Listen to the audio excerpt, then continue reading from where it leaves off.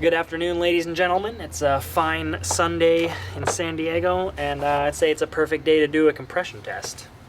Now, why would you want to do a compression test? A compression test tests the sealing ability of your piston rings and your head gasket and how your valves seal, and not to be confused with your valve stem seals. Those are different. My car has been smoking quite a bit lately under deceleration, as illustrated in this clip.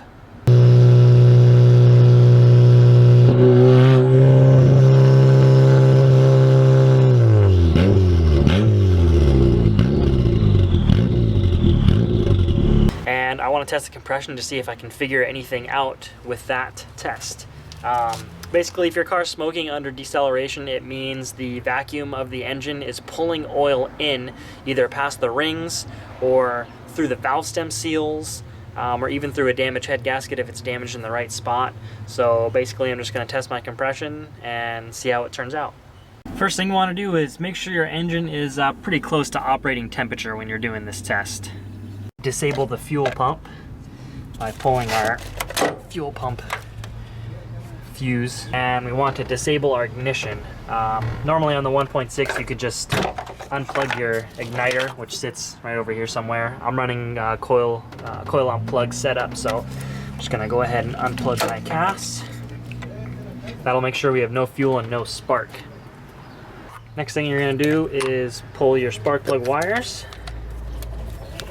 and remove your spark plugs. If you use a spark plug socket, it's got a little rubber sleeve in there, so it'll help pull the spark plugs up. Now, the reason you remove all your spark plugs is, let's say the head gasket was blown in between these two cylinders. If you have the compression tester here and you have your spark plug still installed in this side, the pressure is going to go from this cylinder right into this one, and it's still going to hold pressure. You might not even know what the problem is, but if you have this spark plug out, the pressure is going to go from this cylinder into this cylinder and out of the spark plug hole, and then the compression test will read low. So that's why you want to have all of your spark plugs removed during your test.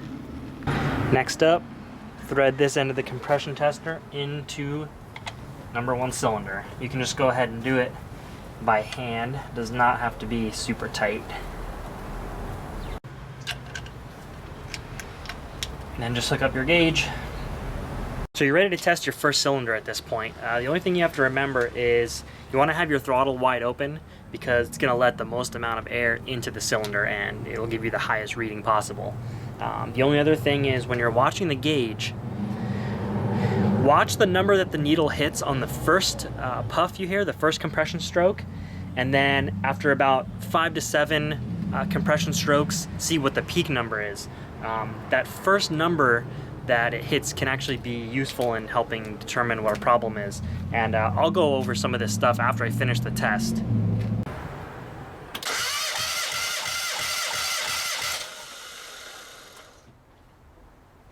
Either with your notepad or your laptop, you're gonna go cylinder by cylinder. The first hit was 85 psi. Max was around 170. As you can see, the test came out pretty dialed. Your first pump should be around 50% of what your max is. As you can see, it's completely spot on.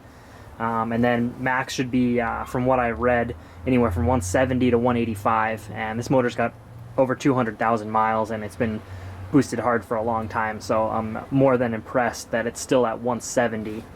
Now let's say you had a low cylinder, or maybe they're all really low. What you can do is called a wet compression test.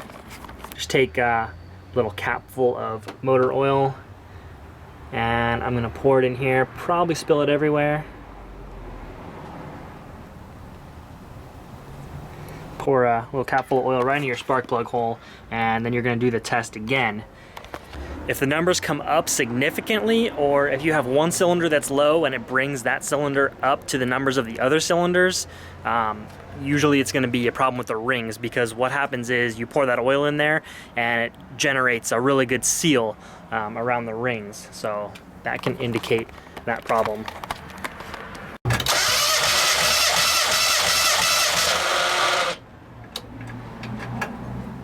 Yeah, as you can see by that test, the oil does help the rings make a better seal, and even if the engine was brand new, a wet compression test is going to generate higher numbers than a regular compression test, so that doesn't necessarily mean that your rings are bad just because the number came out higher. One last note on the actual procedure itself: do not over torque the spark plugs.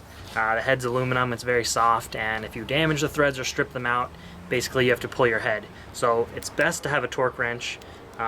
If you don't have a torque wrench, I'll kind of show you a technique on how to tighten them up. The spec is 11 to 17 pound-feet, so I'm going to go right in the middle, say 14 pound-feet. My wrench is in inch pounds, so it's actually 168 inch-pounds. Alright, just to give you an idea of how tight these go, put the spark plug in. I've tightened it as much as I could with the extension. Now this is a spark plug that's already been installed, so the crush washer is already crushed. So tighten that as much as you can by hand. Put my torque wrench on here. That's it, not even a quarter of a turn. And as you can see, I can easily do this with one finger. So what the heck does all this mean, and what are some other outcomes, and what could that mean? So let's say your compression test turns out something like that. See how the middle two cylinders are low?